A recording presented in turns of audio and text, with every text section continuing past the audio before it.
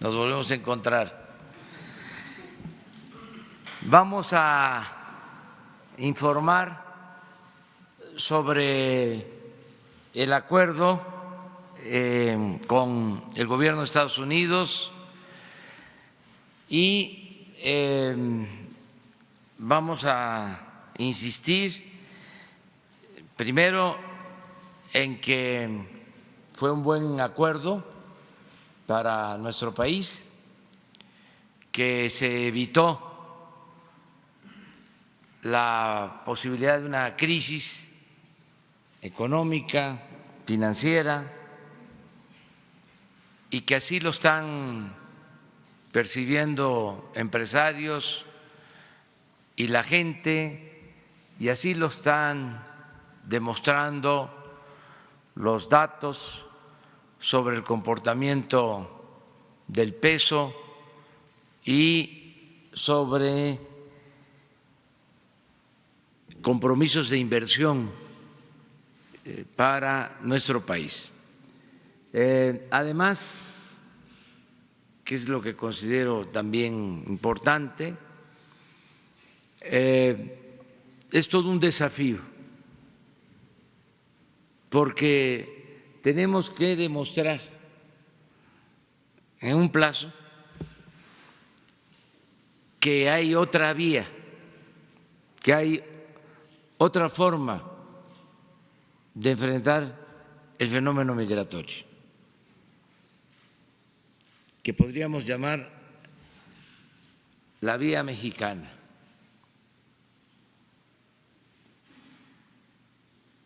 Que consiste en atender las causas,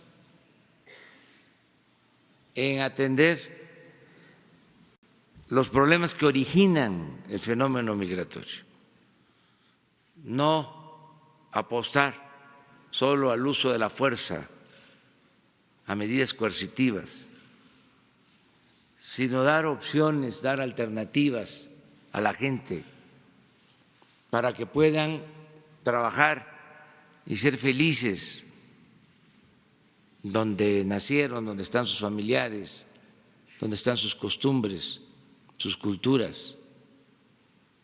El que la migración, repito, sea opcional, no forzada. Esa es la vía mexicana. Eso es lo que queremos acreditar y por eso aceptamos el desafío y estamos trabajando para demostrar a todos, a los mexicanos, a los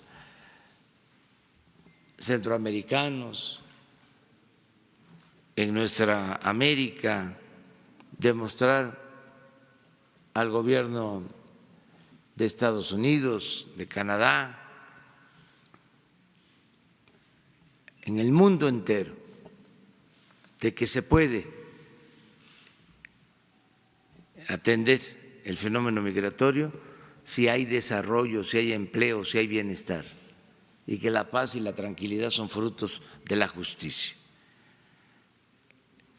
Es un plazo que tenemos para acreditar esta vía y ya estamos aplicándonos para dar buenos resultados. también pues reconocer que hubo disposición de parte del gobierno estadounidense, reconocer de que hubo voluntad de parte del presidente Trump. Todo esto lo expreso porque así se dieron las cosas y también porque no queremos nosotros confrontación con el gobierno de Estados Unidos, queremos seguir manteniendo una relación de amistad y no meternos en la política interna de Estados Unidos, hacer valer el principio constitucional de no intervención y autodeterminación de los pueblos.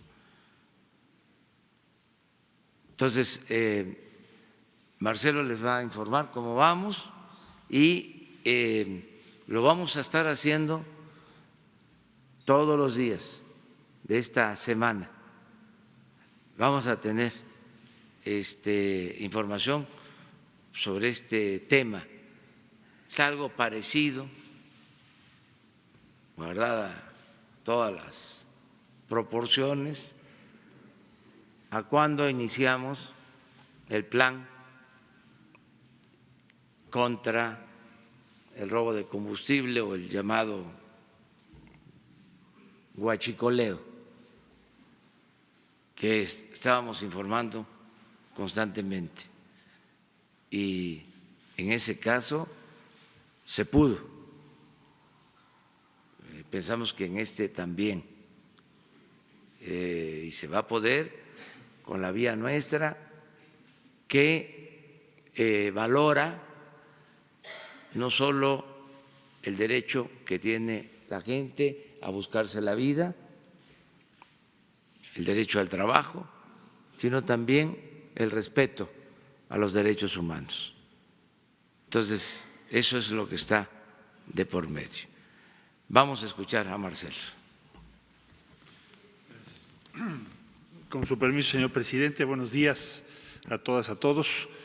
Informar que de acuerdo al programa que ya se anunció el día de ayer, o plan especial para la migración, el día de ayer se tuvo la reunión en la mañana, durante el transcurso de la mañana, que participó Guardia Nacional, participó el secretario de la Defensa, el secretario de Marina, también la secretaria de Relaciones Exteriores, el responsable de las acciones de migración, para revisar en detalle el despliegue que se va a poner en marcha ya a partir del día de hoy y los próximos días para cumplir el objetivo de que la Guardia Nacional esté desplegada con el respaldo de Ejército y Marina también en los próximos días, que fue el compromiso que hicimos y se va a cumplir.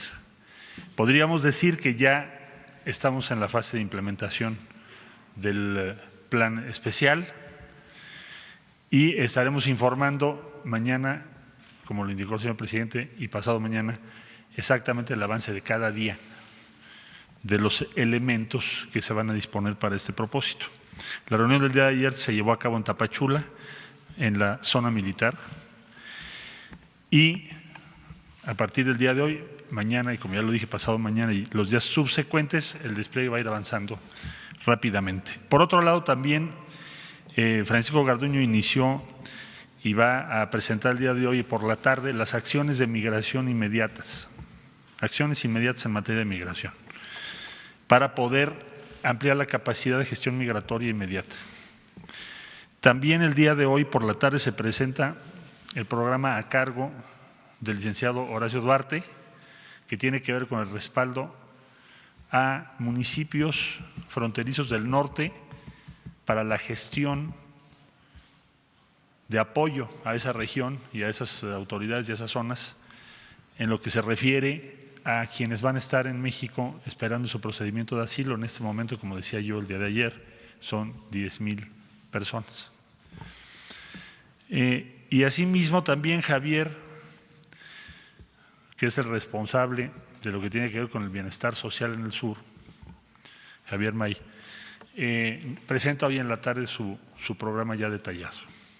También les puedo decir que el día viernes, por instrucciones del señor presidente de la República, se tendrá reunión con los gobernadores de Oaxaca, de Chiapas, de Tabasco, de Veracruz y de Campeche, con el propósito de compartirles el programa y acordar las acciones que corresponderán a las autoridades estatales y las que nos corresponden a las autoridades federales, para cuidar todos los aspectos de este programa, que como ustedes saben está dividido en 5 áreas, como ayer lo dimos a conocer.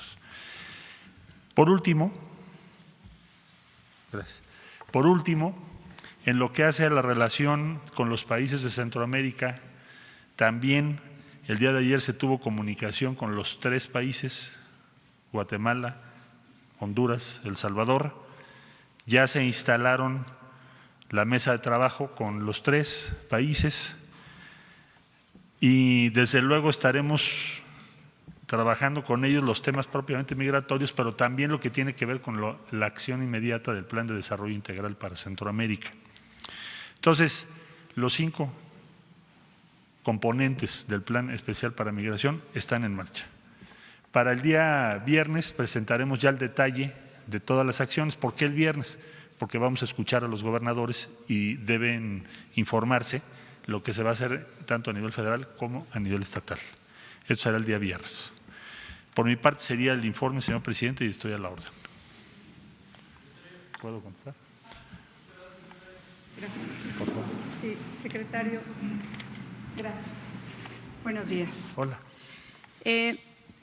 Yo quisiera insistir en algo que usted ya de alguna manera esbozó el día de ayer en la conferencia que dio Sí.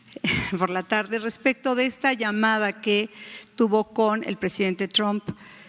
Me gustaría saber los detalles. Usted ayer dijo que pues se lo había comunicado, digamos, Mike Pompeo, que había sido la persona que había como intercedido en este objetivo, pero no ha dado los detalles sobre el contenido de la llamada. Me gustaría ver si nos puede ampliar cuánto duró, por ejemplo, y qué es lo que ahí se dijo. Gracias.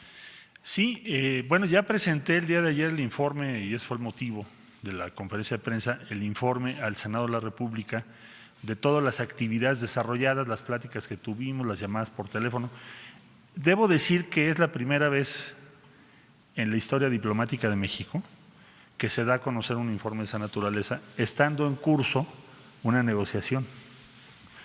Entonces, llegamos a poner ahí toda la información pertinente y razonable que es interesante o importante para la opinión pública. Entonces, ¿por qué? Porque la instrucción del presidente es hacer una diplomacia transparente. La llamada ahí se refiere, esos son los temas que tocamos, fue una llamada corta, no fue muy larga, y ya fue como conclusión de las negociaciones, que es lo que me dijo esencialmente, lo que ahí apunté, que para él es muy importante el tema de migración y que eso puede ser la base de una muy buena relación con México.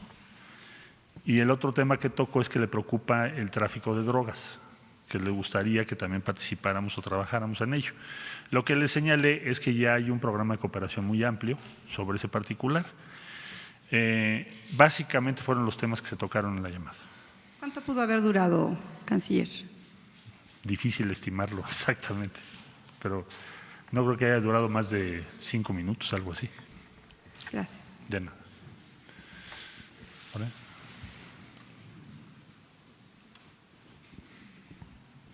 Buenos días, canciller. Ayer el presidente Donald Trump mostraba este documento, bueno, este papel a medios de comunicación.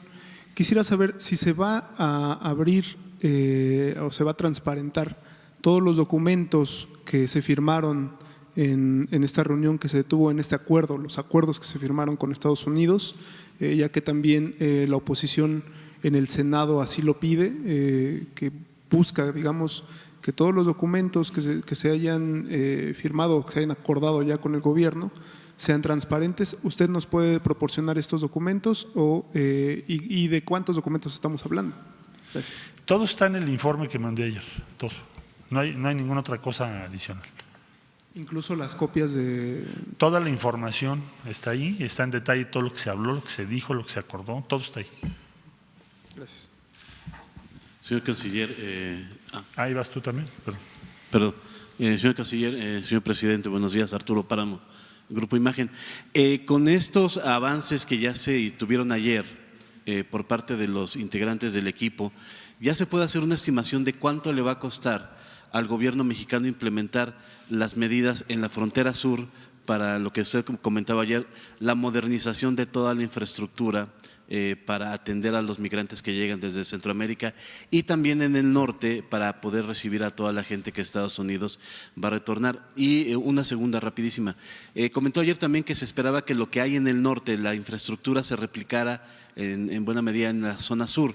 Estamos hablando de poner algún tipo de puentes, aduanas, con la misma tecnología, y también si eso ya se tendría un costo estimado de cuánto le costaría al gobierno mexicano hacer estos puentes, cruces fronterizos, etcétera. El viernes podríamos informar una estimación, porque debo incluir las actividades que los estados van a tomar y cuánto cuestan. Entonces el viernes con mucho gusto se los comparto después de la reunión con los gobernadores. Allá. Buenos días, Rocío Méndez, Noticias MBS. Señor Canciller, en la estrategia que está diseñando, ¿qué papel va a jugar la sociedad civil? Han sido muy importantes a lo largo de décadas de migración sin documentos, todas estas redes de pastorales, los albergues de los ciudadanos, las personas que a lo largo de toda la ruta migrante apoyan. ¿Los tiene contemplados? ¿Haría algún llamado en este sentido? Gracias. Sí, el día martes vamos a llevar a cabo una reunión con ACNUR y varias agencias de Naciones Unidas para iniciar lo que es el diseño de un sistema de gestión migratoria, que tiene que ser mucho más complejo, que lo que quiere decir es que podamos traducir o precisar cuál es la opción que se propone por parte de México, lo que acaba de decir el señor presidente. Todas estas acciones en conjunto, una de esas acciones es trabajar con las organizaciones que sí tienen un compromiso, desde luego legítimo, con los derechos humanos, con la preocupación respecto a los migrantes, con la situación de los menores.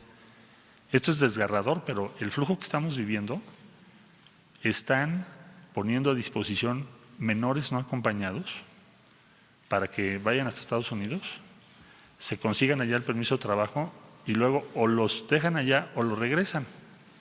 Es toda una cosa muy compleja que estamos revisando.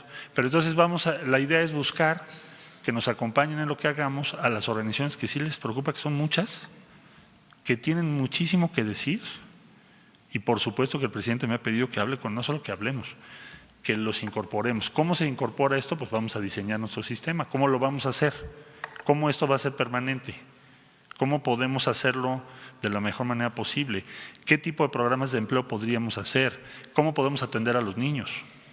Vamos a invitar a UNICEF, porque este tema de los menores que te decía yo es uno de los temas más preocupantes de lo que hayamos vivido en los últimos años. Eso no había ocurrido jamás. Y estamos hablando de un porcentaje que crece, crece y crece.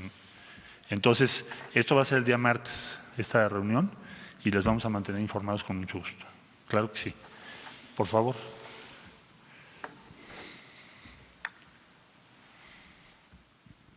Sí, buenos días, Canciller. Presidenta Diana Beinteste, 24 horas. Nada más preguntarle, en el acuerdo que se firmó con Estados Unidos se menciona que Estados Unidos se compromete a acelerar los procesos de asilo. ¿Se habló de un tiempo estimado en cuánto se pueden resolver? Porque si no, ¿cuánto tiempo pasarían los migrantes aquí en México? Gracias.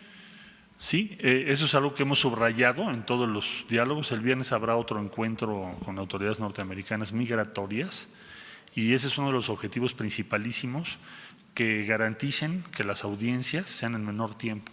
El viernes a ver qué nos dicen y se los compartimos, pero eso ha sido una insistencia mexicana, no solo porque las personas nos preocupa que estén demasiado tiempo, sino por las comunidades, por la dificultad de darles apoyos en un momento dado, sino principalmente porque no es justo para la persona que pidió una audiencia que le digas te veo en un año, ¿verdad? Entonces, les informo también sobre qué avances logramos en eso. El tiempo promedio hoy por hoy son 180 días, según tenemos la información de las autoridades migratorias nuestras.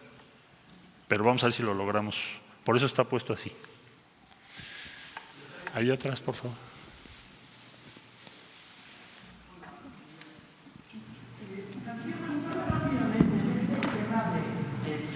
Donde evidentemente ya había pues unas broncas desde noviembre del año pasado o antepasado, es más, desde antes de que asumían el poder, tenían unas broncas de asilados, es decir, que los estaban regresando primero a los haitianos y luego después de los haitianos vino el problema de los centroamericanos. Tenemos entendido que hay 16 albergues nada más. Esos 16 albergues están al 95% de acuerdo al domingo o a lo que pudimos revisar el domingo y lunes.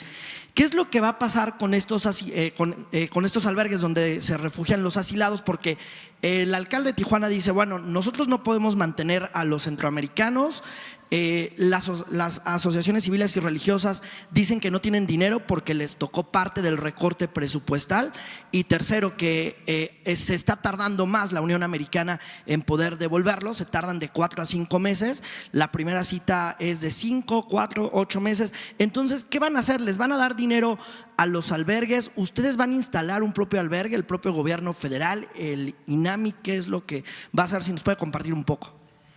Vamos a tener apoyo de la Organización Internacional de Migraciones y un apoyo considerable, importante, y Horacio Duarte va a revisar la situación en cada uno de los puertos de entrada para saber cuál es la capacidad que tenemos y qué es lo que requerimos hacer en el corto plazo para estar preparados. Por eso se creó esa área de este plan especial.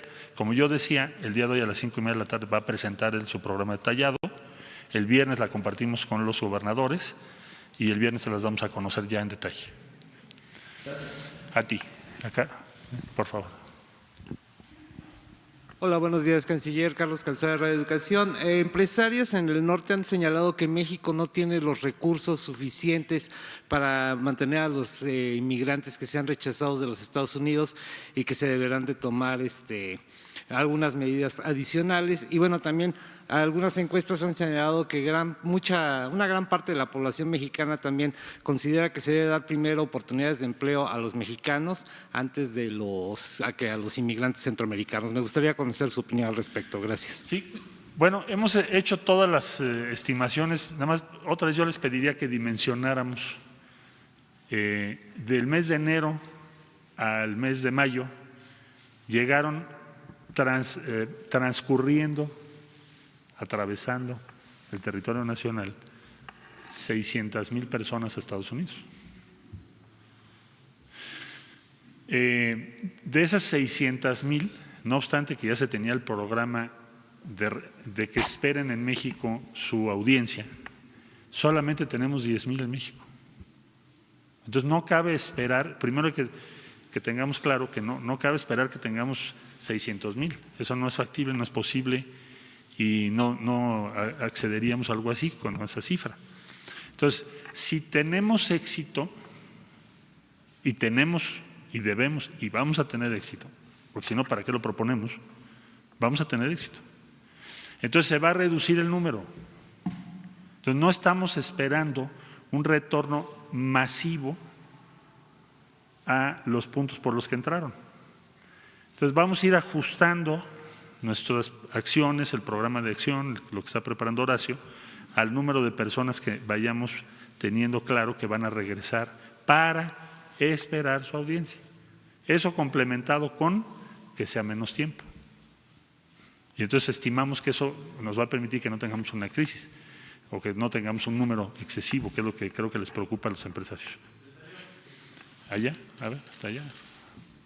Gracias, buenos días. Antonio López del diario La Razón. Instiro un poco en la pregunta de mi compañero en el tema de los recursos. Ayer el subsecretario de Asuntos Multilaterales informa que se van a estar usando de forma inmediata los 2,000 millones de pesos del Plan Yucatán, y el presidente de la CONAGO informa o adelanta que los recursos de los estados fronterizos para atender el tema migratorio van a pasar de 5,000 a 9,000 millones de pesos. Ahí estamos hablando entre estas dos acciones, pues que son 6,000 millones. ¿Cuánto más se va a estar requiriendo, secretario? ¿Sí va a alcanzar? ¿En qué se va a dejar de invertir para atender este tema que ya es prioritario? Muchas gracias. A ver, los 2,000 millones a los que te refieres, primero no son 2,000 millones, son un poco menos. Y el Fondo Yucatán está previsto para acciones en Centroamérica. Entonces no vas a desatender absolutamente nada. Esos 2,000 millones son para eso. Lo único que vamos a hacer es hacer uso de esos recursos. ¿Por qué está ese fondo? Porque ese fondo se diseñó ya hace muchos años para respaldar las acciones de México en materia de cooperación. Entonces, digamos que ese fondo sería el primero que estaría vinculado al programa o al Plan de Desarrollo Integral para Centroamérica, que incluye, como ustedes recordarán, porque aquí se presentó, acciones para apoyar el retorno de migrantes o para respaldar a los países que tienen tránsito. No sé si ustedes se acuerdan cuando vino Alicia Bárcena que así lo presentamos. Entonces, esos 2,000 millones, que como te decía yo son un poco menos, no son adicionales, no descuidas nada y están previstos para Centroamérica. De la cifra que dio Conago no te la puedo ratificar porque no la conocía yo hasta ahorita y la reunión con los gobernadores fronterizos la vamos a tener el viernes. Habrá que ese día poder tener una noción, una precisión por parte de los señores gobernadores de lo que les cuesta a los estados esto, pero que sea adicional, no lo que siempre hemos hecho. Eso lo sabré el día viernes. Entonces, no vamos a desatender ninguna acción propia. El orden de magnitud respecto al presupuesto federal es muy menor. Entonces, yo francamente no creo que sea un tema importante decir, va a haber un cambio en el presupuesto federal de manera estructural, de manera relevante, vamos a tener que posponer algún plan estratégico. No va a pasar eso, porque las previsiones están hechas. Lo mismo te diría de la Guardia Nacional. Está previsto en el presupuesto de egresos. Entonces, no tiene por qué haber un impacto. No digo que no vaya a costar, sí va a costar. Pero lo que estoy diciendo es que no tiene por qué haber un impacto considerable en el presupuesto, que es tu preocupación. Gracias. ¿Sí? Acá, por favor. Buenos días a todos. Daniel Blancas de Crónica, canciller, presidente. Estuvimos revisando parte de la información que le brindó la Casa Blanca en un documento sobre estas estadísticas de migración. Realmente sí son inquietantes, digamos de 2013, 2014, a 2019, a 2018, a finales de 2018 se había mantenido el nivel de migración entre 20,000, 50,000 mensuales. ¿Qué pasó en este gobierno para que de enero, febrero, marzo, abril, las cifras se dispararan 250%? Es decir, el gobierno mexicano fue permisivo para que incrementara de tal manera el flujo migratorio, ¿o cuál es la lógica que ustedes están teniendo en este respecto? Sí, he visto esa versión, ya me la han preguntado y tienes razón en hacerla. ¿Qué fue lo que provocó el incremento exponencial en el flujo migratorio? Bueno, en primer lugar, tendencialmente es anterior. O sea, el crecimiento ha venido siendo, todo el 18 se empezó a notar. ¿Qué razones hay de lo que hemos podido investigar o tratar de entender? Tienes una caída muy grande en las zonas rurales por el impacto de la caída del café. Eso parece que ha sido uno de los motores más importantes. Entonces hay que seguir las fluctuaciones del café que te explican en particular de una región de Honduras muy relevante para, yo diría que es una de las actividades más importantes en Honduras, en lo que es el campo, y entonces ahí hubo un impacto muy severo, igualmente en una parte de Guatemala. Hay otras razones que tienen que ver con la situación que se está presentando en cada uno de los países, que desde luego es un poco incómodo que México las detalle, porque pudiera interpretarse de otra forma, entonces prefiero ser conservador en ese sentido. Entonces, si el motivo de este flujo fuese solamente que nosotros lo podamos determinar, pues evidentemente no estaríamos donde estamos ahorita, ¿verdad? Si fuera sencillo, pues ya se habría hecho. No, estamos ante un fenómeno más complejo. Por eso estamos llamando a construir un sistema de migración, de gestión migratoria más complejo también para responder a estas circunstancias. Hay razones de fondo que se han venido acelerando. Yo diría que esencialmente son 3: políticas muy importantes económicas y en materia de seguridad que coinciden con los aumentos en los flujos. ¿No influyó el discurso, este discurso de abrazos, de aquí les vamos a ofrecer empleo, de aquí va a haber visas humanitarias, este discurso de amor del gobierno para que los migrantes incrementaran su flujo? Pues mira, yo creo que la motivación principal del flujo está en la desesperación y te voy a explicar por qué. Las personas están pagando, como decía yo, de 6 a 7 mil dólares para llegar a la frontera norte. Saben que al transcurrir o pasar por nuestro territorio van a enfrentar diversos tipos de problemas serios, debo decir, eso puede ser motivo de que nos avergoncemos, pero la verdad es que los testimonios de lo que pasan los migrantes son desgarradores, son terribles, ahí está muy documentado. Una de las cosas que se está tratando de hacer es que eso no siga ocurriendo, ¿verdad? Pero las gentes toman todos esos riesgos por una sola razón o una combinación de dos razones. Que tú donde vives ya llegaste a la conclusión de que no puedes mejorar, porque si no, no tomas esos riesgos. Y segundo, que el llegar a Estados Unidos y poder estar en Estados Unidos, que tienes un nivel salarial mucho más alto, etcétera, vale la pena. Eso es lo que yo creo que piensan la mayor parte de ellos. Entonces, las razones que tenemos nosotros que atender, que es lo que ha venido insistiendo el presidente, son las razones que motivan, provocan que las personas tomen todos esos riesgos para tratar de llegar a otro país donde puedan estar y tener salarios y una vida más decente respecto a sus países de origen. Entonces, esa es la causa. No creo que sea un discurso, porque un discurso no sería capaz de hacer un cambio de ese tamaño. Y si así fuera, sería muy sencillo de resolver. Entonces, yo entiendo que habrá quien políticamente así lo proponga, lo entiendo, así funciona la vida política, pero las causas de fondo son las que nos están preocupando, y no solo a México. Hay una preocupación internacional muy importante. Ahora que hicimos el Plan de Desarrollo Integral, sí hubo mucha receptividad en todo el mundo. Bueno, ahora en Alemania fue sorprendente porque nos pidieron que lo expusiéramos, están preocupados, dicen, bueno, ¿qué ocurre? ¿Qué podemos hacer para ayudar? Para que esto no se siga agravando. Entonces, sí hay una conciencia de que esto es un fenómeno de fondo, no es algo temporal y va a requerir una respuesta más compleja para poderle dar una respuesta satisfactoria. Y en eso estamos, para eso es este plan, ¿verdad? Muchas gracias. Tú, por favor.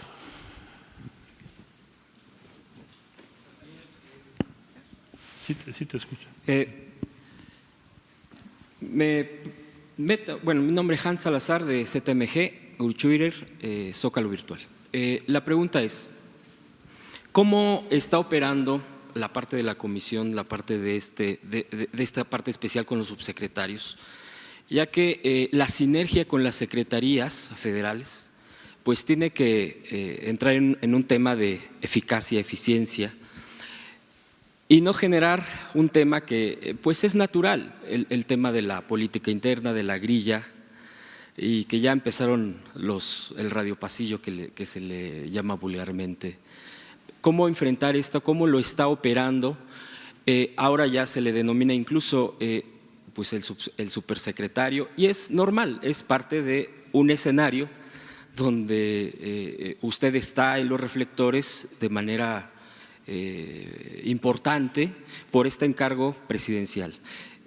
¿Cómo lo está enfrentando? ¿Cómo lo va a enfrentar para que obviamente, más allá de el tema de aspiraciones o suspiraciones, pueda llegar a buen puerto un tema clave para el país, un tema clave para Centroamérica, y no distraerse en este tipo de situaciones, y que los subsecretarios, sin dejar de tener sus facultades concretas con sus jefes inmediatos, en este caso los secretarios, no se contamine, no se desvíe y pueda ejercerse también igual los programas nacionales. Usted ya mencionó el tema presupuestal, pero en el tema del equilibrio, de estar atendiendo la población de nuestro país, y sin descuidar esta parte de los avances en un término tan corto como son 45 días o ya menos. Bueno, esto es una comisión intersecretarial, simplemente ahí me toca una función de coordinación. He encontrado una respuesta muy amplia por parte de todas las dependencias que estamos participando. Entendemos todos los que estamos participando que se trata de una prioridad nacional, que esto lo tenemos que hacer por México. Francamente, cualquier otra consideración es absolutamente secundaria, irrelevante, superficial. Lo que estamos hablando aquí, lo que nos está pidiendo el presidente de la República es hagamos la tarea y saquemos a México de un punto de tensión con el país más importante del mundo. Esa es la encomienda, para proteger nuestra economía, proteger nuestra estabilidad. No he visto yo otro tipo de consideraciones, al contrario, mucha disposición y compromiso de todos los que están participando. Y en eso vamos a seguir. Y aquí no hay supersecretarios, todos somos iguales. Los subsecretarios, hay subsecretarios muy destacados, directores generales que han sido, yo diría, hasta heroicos, y las jerarquías pues son más bien niveles de responsabilidad y no de vanidad. Es de que eres responsable y vamos a cumplir. Por favor. Buenos días, Elsin Juárez de Puntos Suspensivos. Respecto a lo que hace unos minutos mencionó sobre la instalación de una mesa de trabajo con Guatemala, Honduras y El Salvador, ¿nos puede ampliar un poquito más en qué va a consistir esta mesa? ¿Con quién platicó el día de ayer con los mandatarios de estos tres países? ¿Ampliar un poquito más? Con los mandatarios tendré conversaciones a lo largo del día de hoy, Okay.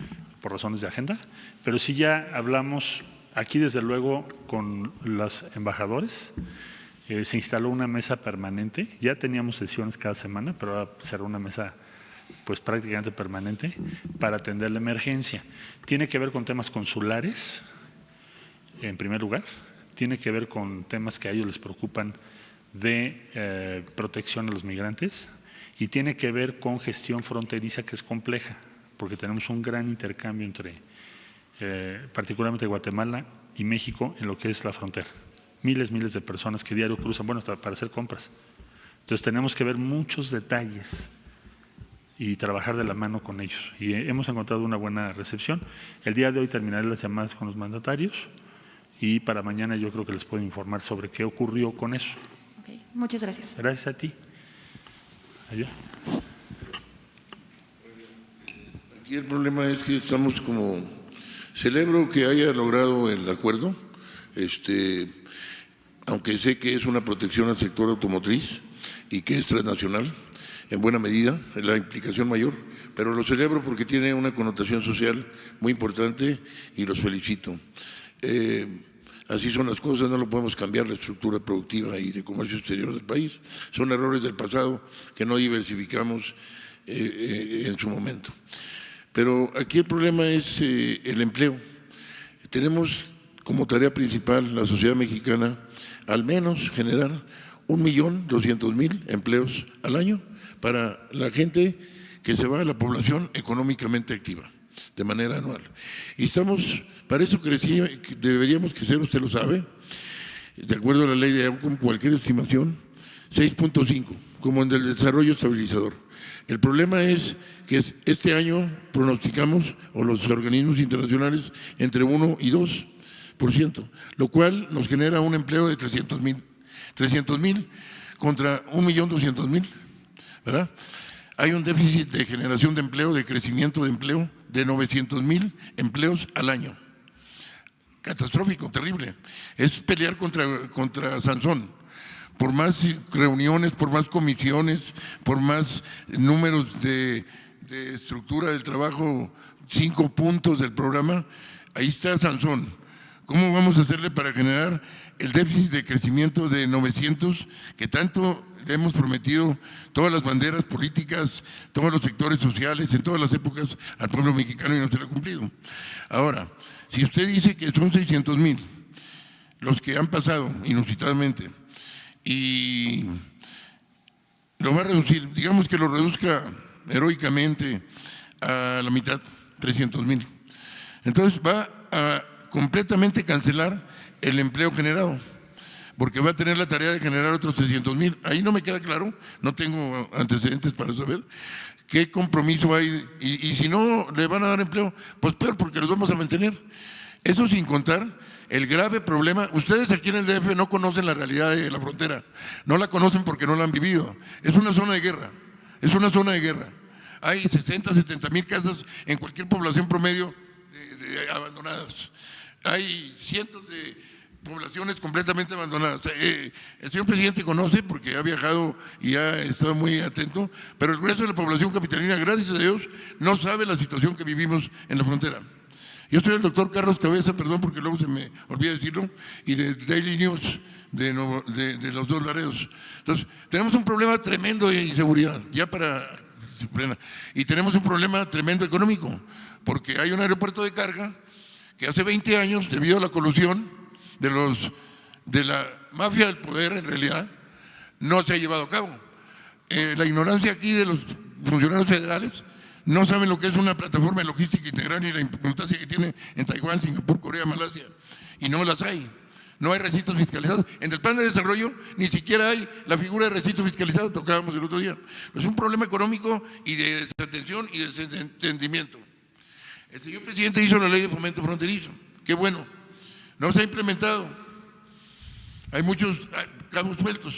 Entonces, perdón, pero la pregunta es ¿cómo va a vencer a Sansón? Porque el pueblo fronterizo, señor, no aguanta más. Yo lo invito a que se vaya a una de las colonias proletarias. Usted habla de las vicisitudes de los hondureños. Quisiera que viviera las vicisitudes de 30,000 ninis en varias poblaciones de la frontera. Ahora, el perfil de los que vienen no es precisamente gente altamente calificada, bilingüe, con conocimientos tecnológicos. Nuestro acervo humano, de capital humano, se va a deteriorar aún más, porque se abandonó la educación tecnológica. El tecnológico regionales en la frontera prácticamente no existen. Las universidades tecnológicas son de pacotilla. Muchas gracias, señor. Disculpe la extensión, pero vale la pena. El agravio para la sociedad fronteriza, vale la pena decirlo. Y el agravio para la sociedad mexicana de un déficit. Ahí está. ¿Cómo va a vencer al Sansón de 900 empleos al año? Gracias.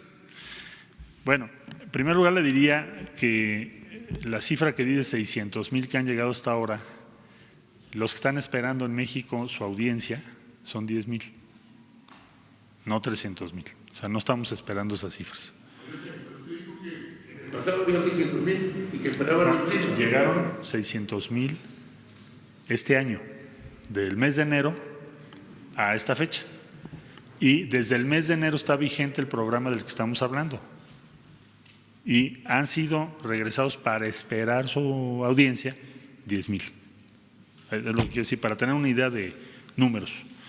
Entonces, si a eso usted le agrega que a partir de ahora tienen que llegar muchos menos por todas las medidas que vamos a tomar, que es lo que anima este plan, porque si no tenemos éxito, pues entonces el número va a seguir siendo muy alto. Debemos tener éxito.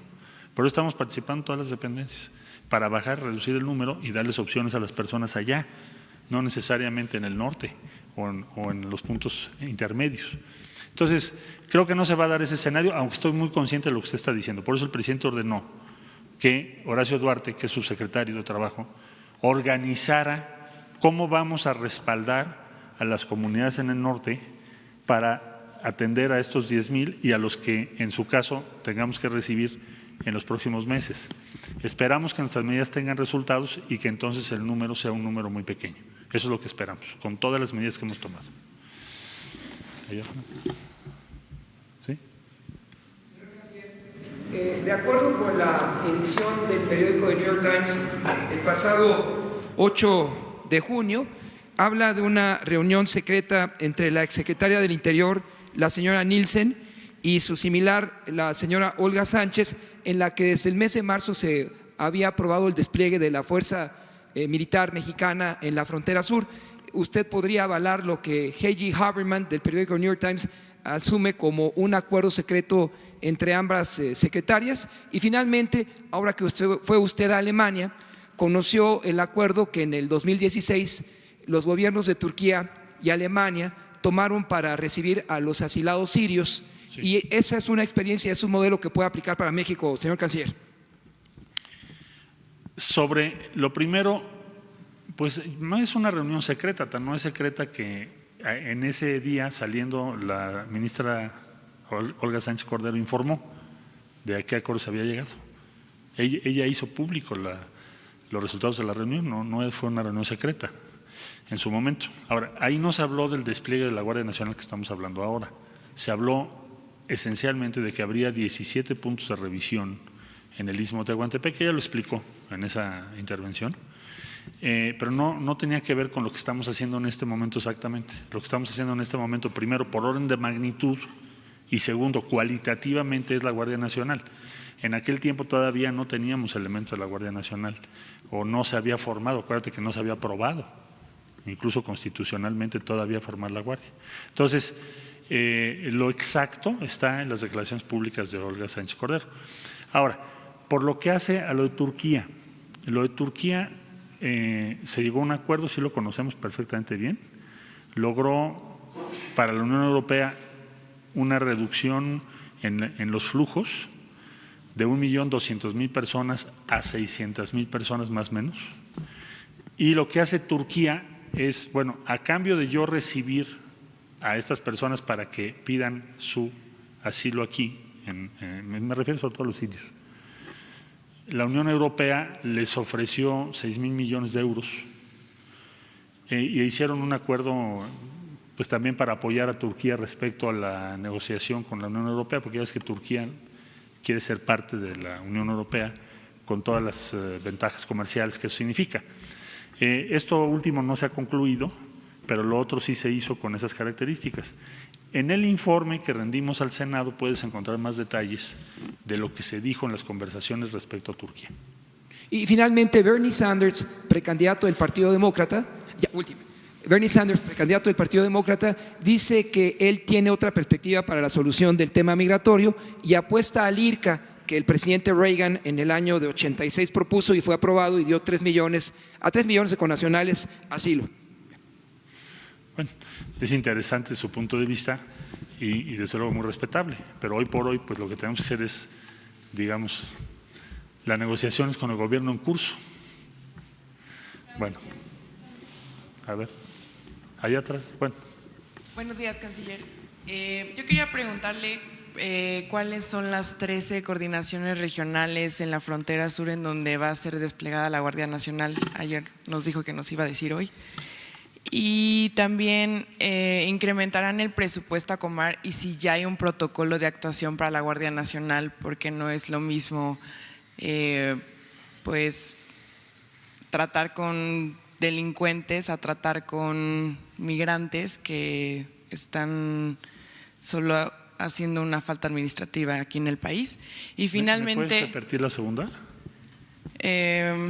La segunda es, incrementarán el presupuesto a Comar y si hay un protocolo de actuación para la Guardia Nacional ya. Sí. Por supuesto que eso fue uno de los temas que tratamos ayer, el protocolo de actuación, y sí tiene que haberlo, necesariamente estamos en eso. Hay un protocolo general, pero estamos haciendo uno para este operativo en particular. Comar tiene un presupuesto muy pequeñito, la vamos a respaldar, Comar tiene un incremento de solicitudes de refugio importantes en México. Respecto a lo que tú preguntabas, hay también un incremento de solicitudes de refugio en nuestro país. Entonces, por eso tenemos que apoyar a la Comar. Es parte del Sistema Integral de Gestión Migratoria, la Comar. Las coordinaciones son las que iniciamos ayer, son Tabasco 1, Tabasco 3, Chiapas 1, 2 y 3, Campeche, Oaxaca 1 y Veracruz 1. Estas son las que están activadas, en total son 10. Y vamos mañana vamos a tener otras 3 que son más hacia Istmo de Tehuantepec. Listo. Tú, por favor. Buenos días, Alberto Rodríguez de SDP Noticias. ¿El gobierno tiene alguna estrategia para frenar actos xenófobos que, pues, como se están viendo, ya hay opiniones amplias de personas que no quieren a los centroamericanos en México? ¿El gobierno tiene alguna estrategia para convencer a la población de que no es tan grande el escenario como se está planteando?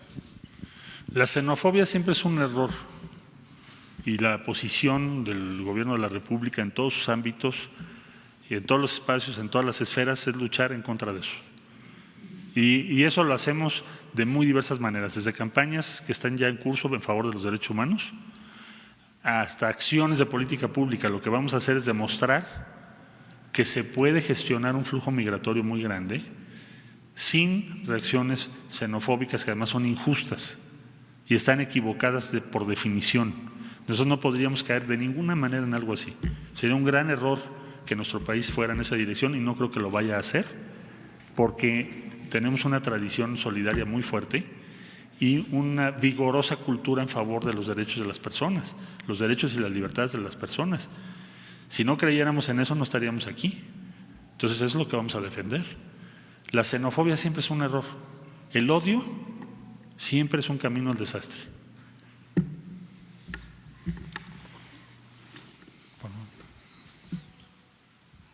Buenos días.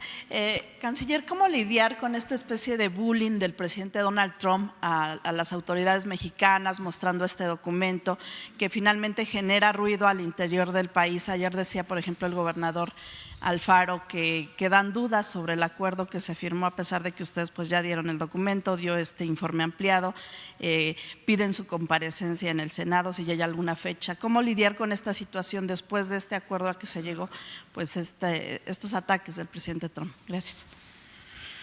Bueno, ya rendí un informe muy detallado, como decía yo. Creo que si tú buscas un informe similar en los anales de la diplomacia de México, no lo hay. Es decir, ¿cuál es? La diplomacia tradicionalmente tiene un componente de sigilo muy grande. En este caso lo que estamos haciendo es hacer de conocimiento público incluso las llamadas que hubo, qué se argumentó en la mesa, qué dijimos y qué no dijimos y qué compromisos hay. Todo está ahí en el informe. Entonces eso ya se presentó al Senado, el Senado me indicará la fecha y la hora en la que yo debo estar con sus comisiones o en el formato que ellos determinen. Y la convocatoria del Senado fue o no, se deriva de que se tiene que informar de los acuerdos, por supuesto, y de sus implicaciones. Más allá de cualquier otra consideración, es algo que ya estaba previsto. Entonces, ahí está el informe. Yo respeto y no quisiera de ninguna manera entrar en una controversia con el presidente Trump. Nosotros ya estamos en la ejecución, en la implementación de las medidas. Ese es nuestro objetivo estratégico, es cumplir esas medidas, los compromisos de México, tener resultados para que tengamos una situación donde no estemos en conflicto con los Estados Unidos.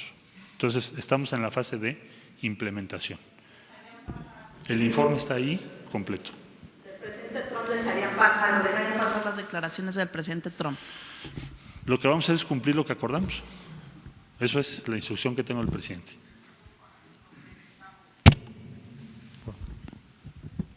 Buenos días, Pedro Fierro de tiempo.com.mx y Puente Libre MX.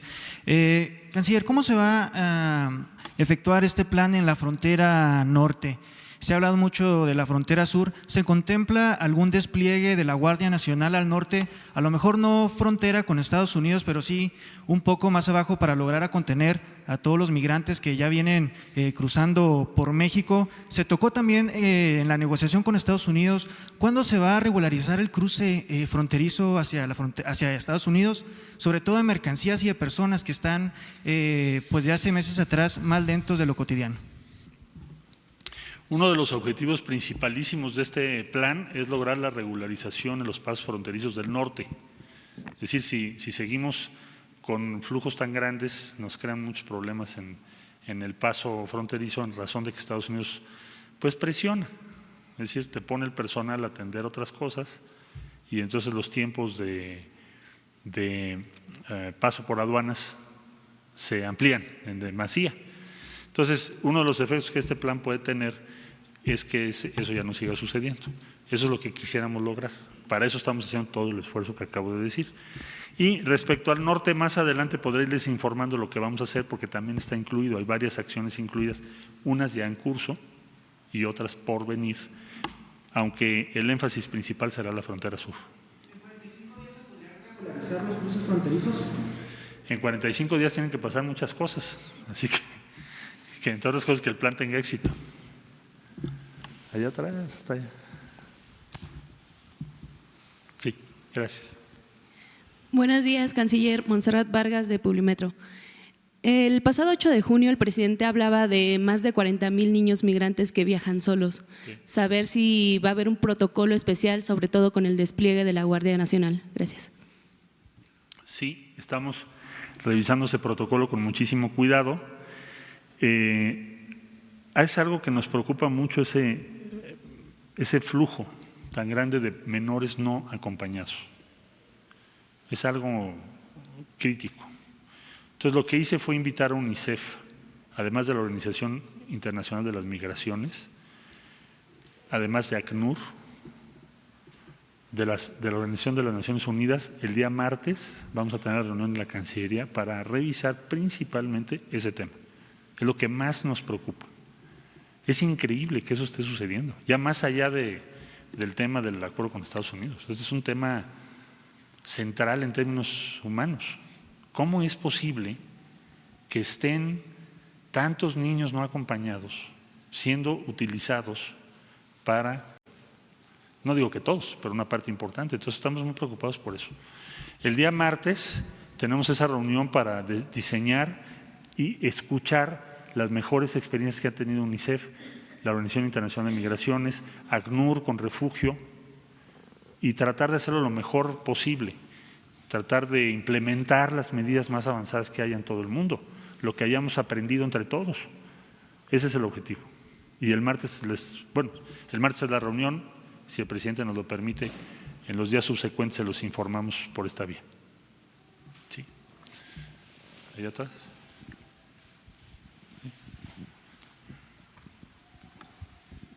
Canciller, buenos días. Francis Martínez, de Hace Noticias MX, de Radiorama.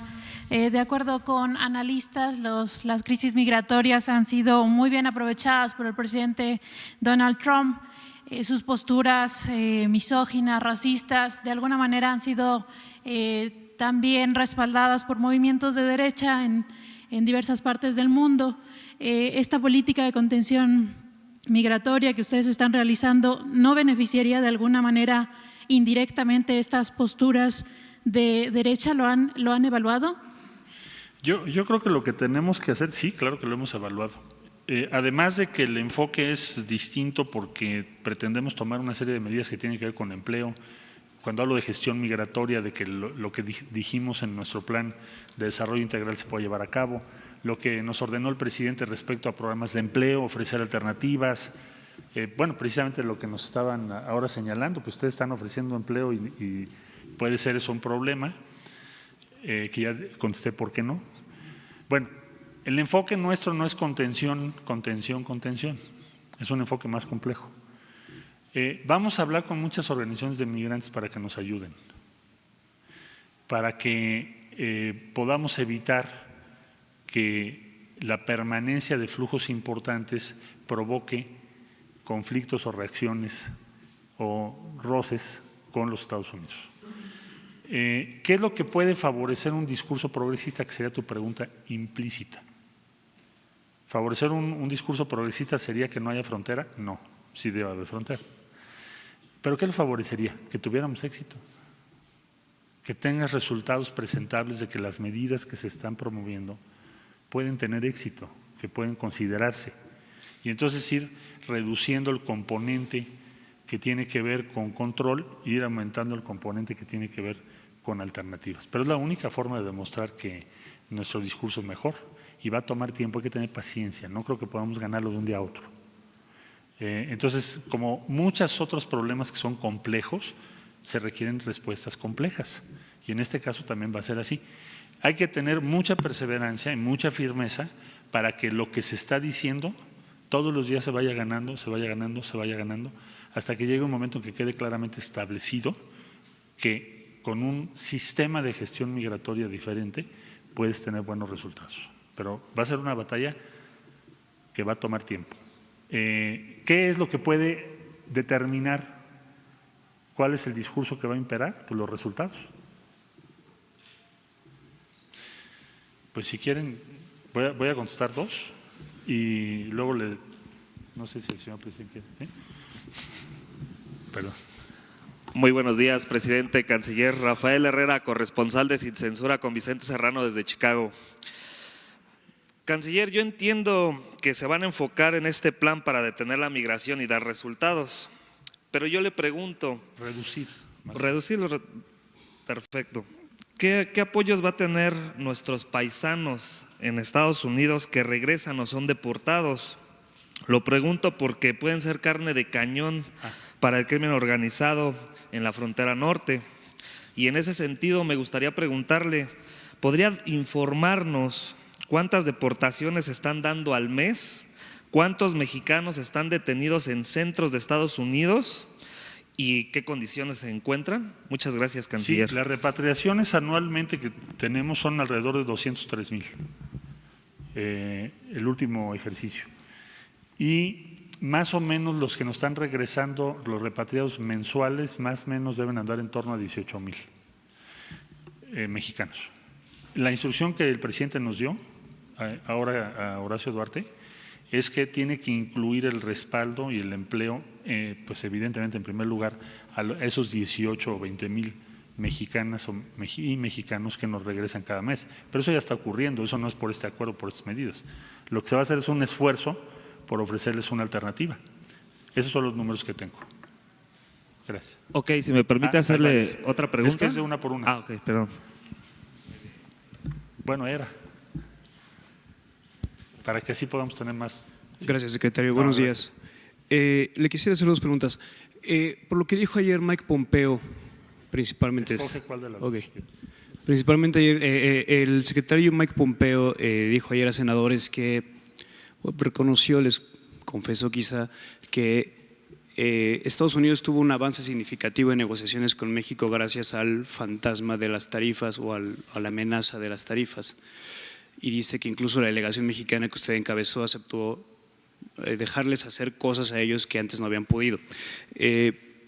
Básicamente reconoce que esto fue una estrategia de presión al gobierno mexicano. ¿Usted coincide con este diagnóstico? Yo dejaría el diagnóstico político de esto, si les parece, al final o al término de los plazos fijados. Y ahí, para hacer un balance de qué fue lo que ocurrió y no entrar en la especulación política, cada quien tendrá su lectura.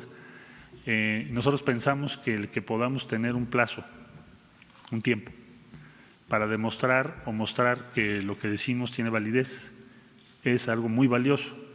El que no estemos ahorita discutiendo el tipo de cambio es algo muy valioso, porque entonces sí el problema de empleo que nos señaló el señor sería gravísimo. O sea, no es un problema teórico, es un problema de nuestras condiciones de vida todos los días. Entonces, México no está ya en esa esfera, pero digamos que la valoración final, pues dejémosla cuando se cumplan los plazos y veamos y se pueda hacer una evaluación de si nuestra estrategia tuvo los resultados que se plantearon. Yo creo que sí la va a tener, pero desde luego que ustedes pues tendrán que hacer una valoración así como la opinión pública, pero será cuando terminemos las acciones. Ahorita no entraría yo en una especulación. Bueno, siguiente y última pregunta. Listo. Sobre este tema. Secretario de Relaciones Exteriores, buenos días. Carlos Pozos, presidente, muy buenos días. Mi pregunta es esta. Usted ayer en conferencia de prensa sale a decir que no hay un acuerdo secreto. El presidente Trump sale a decir que tiene documentos.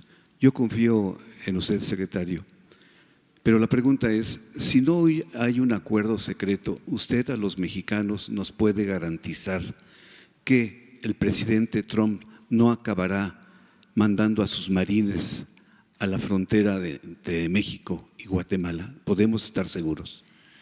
A ver, ¿usted ya leyó el informe que mandamos al Senado? No. Se los hago llegar ahorita lo más pronto posible. Yo lo que diría es, en el informe que rendimos ayer está todo lo que se habló. Ahora sí que reunión por reunión, es hasta un informe, es simplemente el informe que yo le rendí al presidente de la República. No tiene nada cambiado, porque el presidente me dijo, pues dalo a conocer. Originalmente estábamos pensando darlo a conocer en estos días, de manera que ayer se dio a conocer en la tarde, y ahí está todo lo que hablamos. Fuera de lo que está en ese informe no hay nada.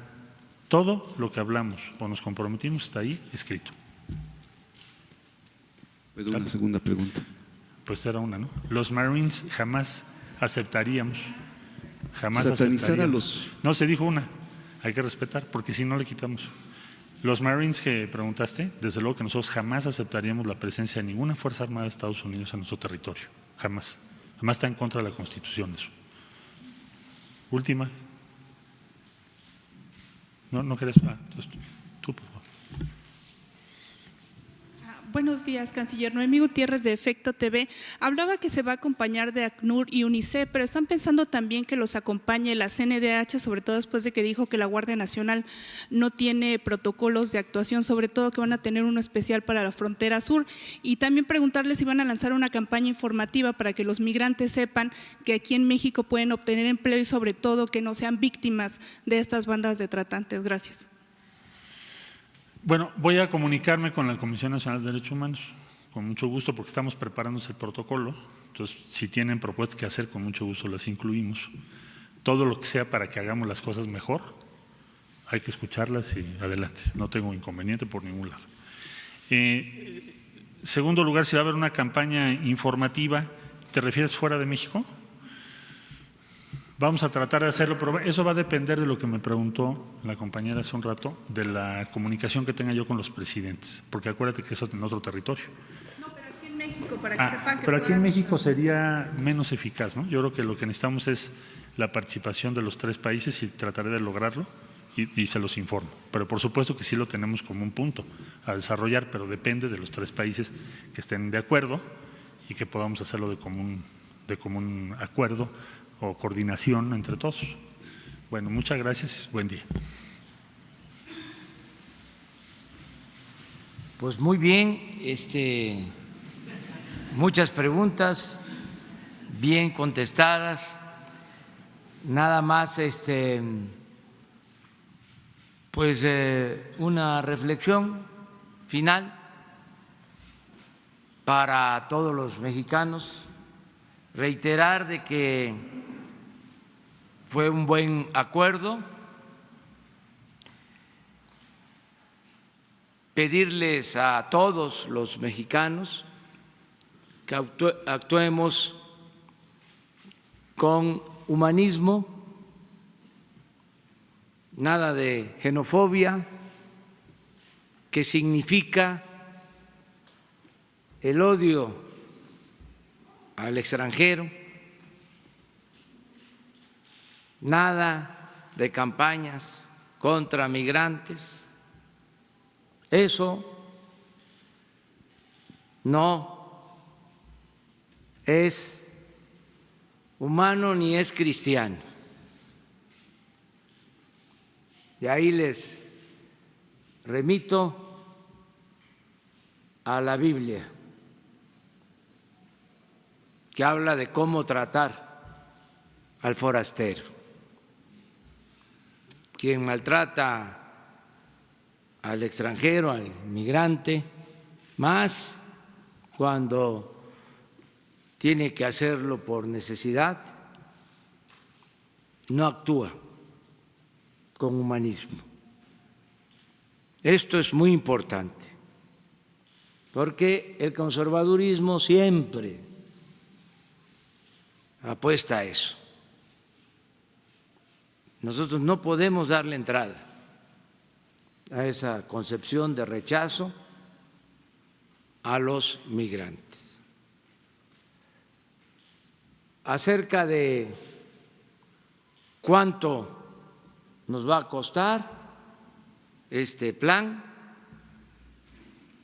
decirles que tenemos presupuesto. Lo dije ayer en Gustavo Amadero y lo repito ahora. Los seres humanos debemos de pensar que en donde come uno deben de comer 100,000, 1,000,000 de seres humanos. ¿Por qué tenemos presupuesto? Porque no hay corrupción tolerada en el país y por el plan de austeridad republicana. Nada más les voy a dar un dato por los que están preocupados, interesados en saber de dónde va a salir el presupuesto. Ayer recibí el avalúo de Naciones Unidas para la venta del avión presidencial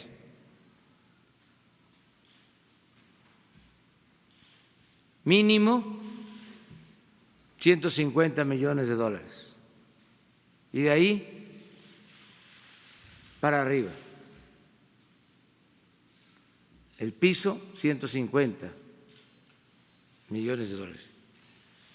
Me quedó la duda si es 130, 150, pero hoy les doy a conocer los datos. 2 avalúos de Naciones Unidas, porque nos están acompañando en la venta de este avión y de 70 aviones y helicópteros. Entonces, para contestar, ¿de dónde va a salir el dinero? Pues saldría de lo que vamos a recibir por la venta del lujoso avión presidencial, de nombre como burla José María Morelos y Pavón, el apóstol de la igualdad, el que buscaba que se moderara la indigencia y la opulencia. Así se llamaba el avión presidencial. Entonces, sí, tenemos presupuesto.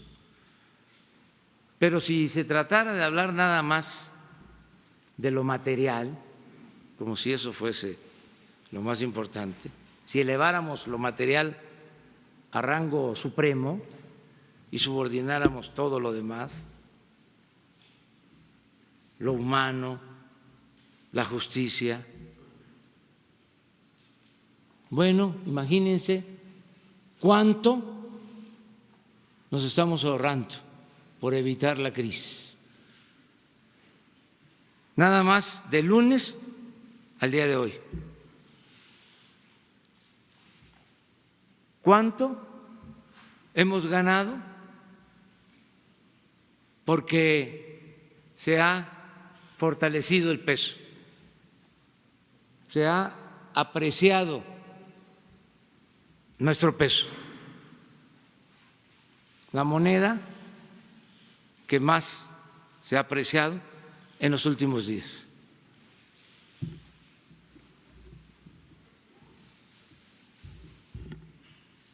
No sé cómo estemos hoy. Bueno, ahí está. 19.11. Si hablamos de lo material, entonces vamos bien. Desde luego, todos estos temas son polémicos y la cuarta transformación significa garantizar el derecho a disentir, el derecho a la crítica. No vamos a confrontarnos con el gobierno de Estados Unidos y aceptamos el desafío, el reto de acreditar una vía distinta, humana, eficaz, para enfrentar